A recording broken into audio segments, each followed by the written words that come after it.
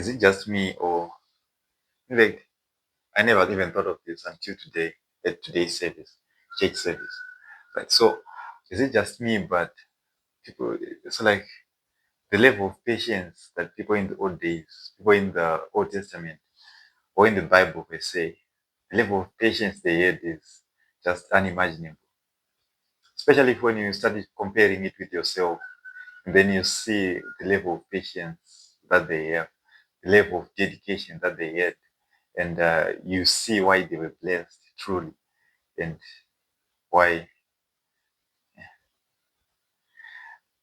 we're told the story of Abraham, right? So Abraham was promised to be the father of all nations. Imagine. So like to be the father of even it's like the stars that he could count, right? And how many stars are there? And it took 25 years for him to have Isaac. Can you imagine how long that? So like the level of patience that is, right?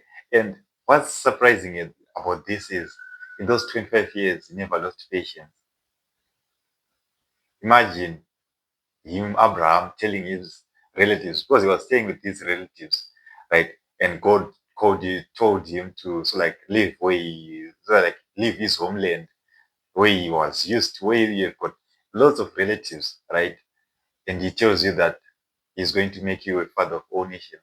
You're going to have as many, I don't know how many children, right? Of course, he thought that maybe if it was me, if I was promised that, I would be thinking that maybe, I don't know, maybe every year you have, so like maybe every year you might have 3 kids, even if you have got one wife, maybe you'll be blessed with triplets each, so like each pregnancy. I don't know, but it took 25 years. And what's surprising is that he never lost faith. He still believed in God. He still respected God, especially the example that we were given, right? So imagine this, right? About let's say 24 years in, right? You have been promised that you have you'll be the father of all nations, right? Of course, just say you are going to be the father of all nations. You are obviously its children, right? Even though Abraham was blessed to have lots of money, so like silver, gold, livestock, servants, even servants, right? He had, he had almost everything, but what he was promised by God, he didn't have. To be the father of all nations, to have as many offspring, but he didn't even have one child at this time. So what else? Back to the story, right? So 25 years in, right, and Abraham says, was it 3 men? Was it 2 men? I don't know, but he says that these are the so like should I say angels? Yeah. So like these are angels, right? And he runs to them to welcome them. If it was you, imagine if it was you, right?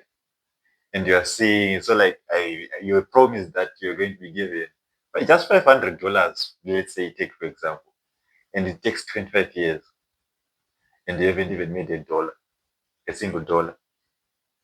If you see the person who promised you coming, would you still run for them to welcome them? I don't think so. So Abraham actually starts even cooking, right? So like um, killing the lamb, should I say cooking it, or was it frying it? I don't know, but he actually kills the lamb, uh, starts cooking for the person who promised him, and even if he wasn't given what he was promised yet, but he was cooking, right? Even if he had lots of servants, I told you he was rich, by the way. He had lots of servants, but he was still cooking, right? He could have just called the servant and told him, cook for this gentleman or something like that. But he did it. He did it with his own hands. This just shows that even if you are blessed by God with some things, you should never have pride. You should always respect him. You should know always remember where you came from, right? You should always um respect God, right? If you are going to the mountains when you had nothing, and now that you have everything, now you just pray a prayer in your blanket where you're saying, it's cold, let me just No, it doesn't work like that. It doesn't work like that. Though it might work because you're blessed, right? So yeah, God had promised you that. But so like just have the courtesy, the respect. Just think of the level of respect that Abraham had, right?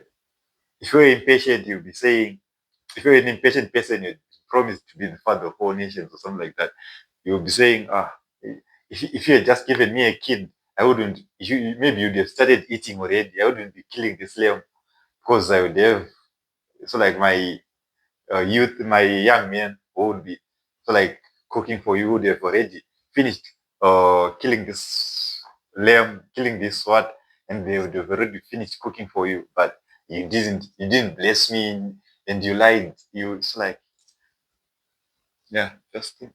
And remember, this is a reminder to myself also. Because so like to remain calm when things go my way, to remain calm, to remain respectful to everyone, to God, everyone who was with me along the way. Remember to yourself, if you're already in this place, just remember, maybe it's just a man, maybe, yeah, I don't know everything. I certainly don't. But I'm striving for God to guide me. The level of patience. Think of how many examples. Abraham, Hannah, Job.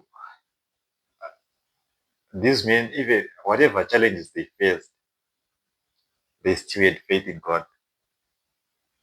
And as for you, just one year, 1 month of fasting, and if it doesn't go your way, if what you prayed for doesn't happen, you weren't even promised. By the way, these other men were even promised, but you weren't even promised. But you're just praying, and if it's not fulfilled, you start losing faith.